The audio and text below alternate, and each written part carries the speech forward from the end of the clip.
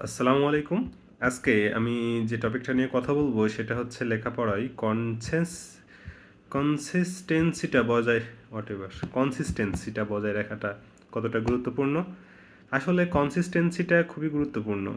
এখন আমার যে ধারাটা আমি এখন কনসিস্টেন্সিটা বজায় রেখে ট্রাই করতেছি এবং যেহেতু আমি বেশ বিগত কয়েক মাস ধরে একটু ২-১ মাস ধরে আমি লেখাপড়ার বাইরে চলে গিয়েছিলাম।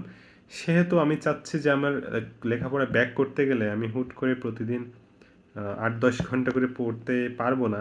আসলে একজন রোবট ছাড়া এরকম সুপার হিউম্যান ছাড়া এরকম সম্ভব না। কেন বলছি? এটার কারণ আছে।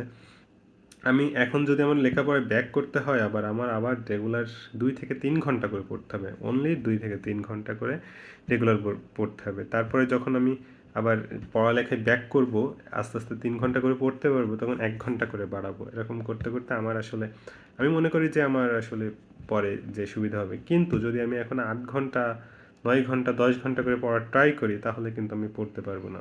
So that's it. আমি চেষ্টা করব আমি রেগুলার থেকে এখন ২ থেকে ৩ ঘন্টা করে পড়ার ট্রাই করব।